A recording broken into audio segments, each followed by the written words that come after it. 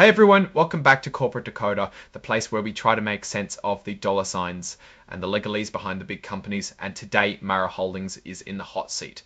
We're diving into their latest Form 8K filing, and let me tell you, it's got some interesting moves that could really shake things up for the company and its investors. So buckle up, because this one's a doozy, and if you're new here and you love getting these corporate secrets decoded, make sure you hit that subscribe button and join our community over on Discord. You'll find the link right down in the description below. We break down these filings and share insights that you won't find anywhere else. All right, let's get straight into it. This is Mara Holdings Inc.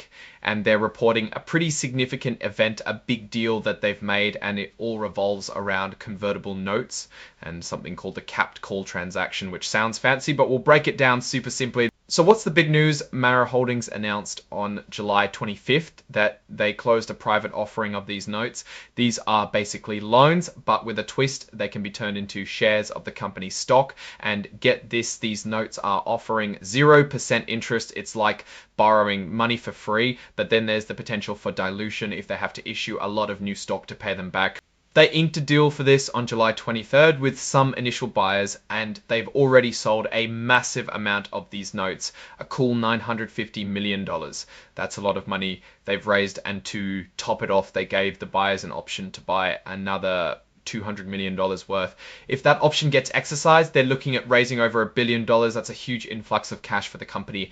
Now, from that $950 million, they raised about $940.5 million came in after paying off some fees and commissions. So they're not keeping the full amount, but it's still a substantial amount of money. What did they do with all this new cash? Well, they immediately used about $18.3 million to buy back some of their older convertible notes, the ones that were paying 1% interest. They're essentially trading old debt for new 0% debt. This is a smart move to lower their interest expenses. Then they spent about $36.9 million on these capped call transactions.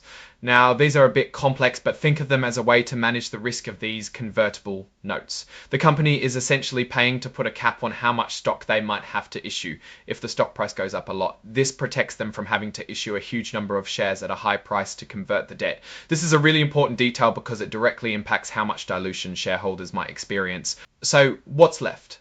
They're planning to use the rest of the money to buy more Bitcoin and for general company stuff like working capital, big projects, and paying off other debts. This tells us a lot about their strategy. They're heavily invested in Bitcoin mining, and they see this as an opportunity to grow their Bitcoin holdings. Like, to make all this official, they entered into an indenture, a fancy word for a contract with a trustee US bank trust company, is acting as the trustee for these notes. This contract lays out all the rules for the notes. Remember, I mentioned these notes have 0% interest. That means they don't pay regular interest payments, and the amount they owe doesn't grow over time unless there's a special situation. But here's where it gets interesting. They might have to pay something called special interest if the company fails to meet its reporting obligations, or in other specific situations, they could be hit with special interest payments.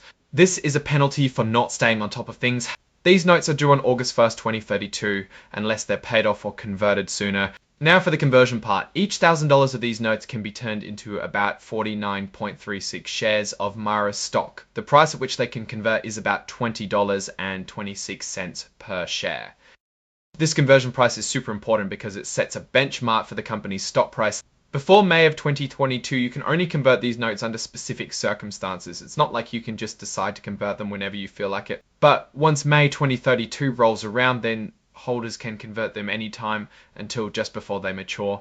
When they do convert, Mara can choose to pay with cash, give them stock, or a mix of both. This gives Mara flexibility in how they handle the conversions. Mara can't force an early buyout of these notes until January 2030. After January 2030, though, they can call these notes back. If their stock price stays above a certain level for a good chunk of time, they can choose to pay off the notes early.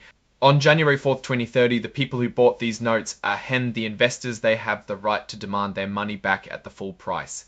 This is a put option for them.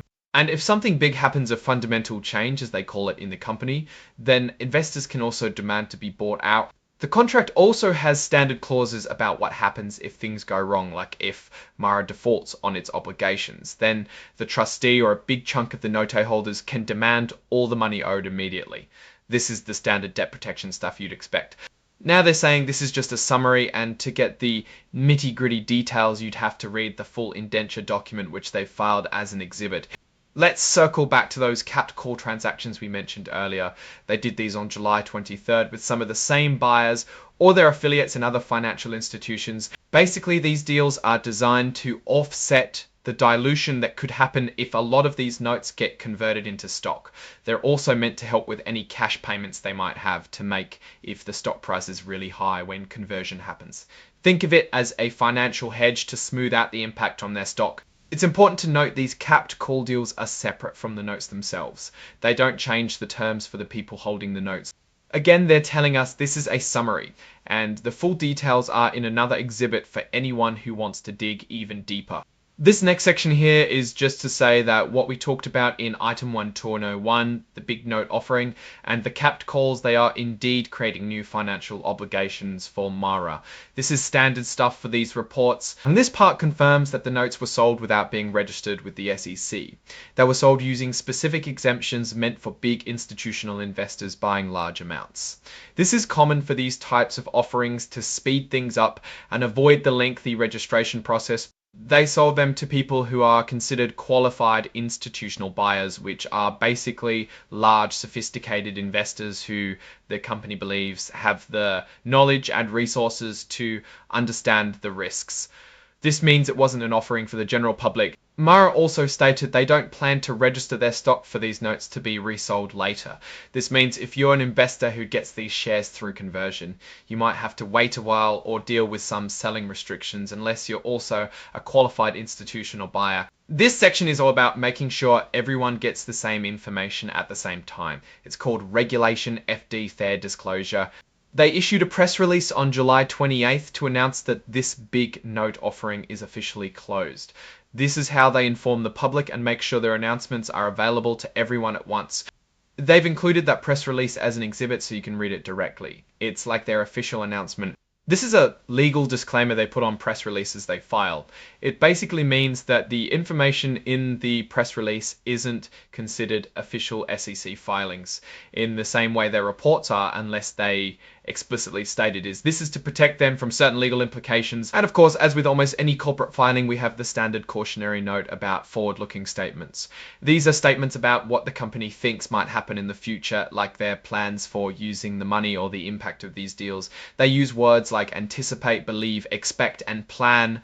They're basically saying that while they had these plans and expectations, the real outcome could be very different because of things like market changes and other risks they've talked about in other filings like their big annual report. This is them covering their bases legally so they don't get sued if things don't go as planned. Finally, we have the exhibit section. This is just a list of all the documents that support the information in this report.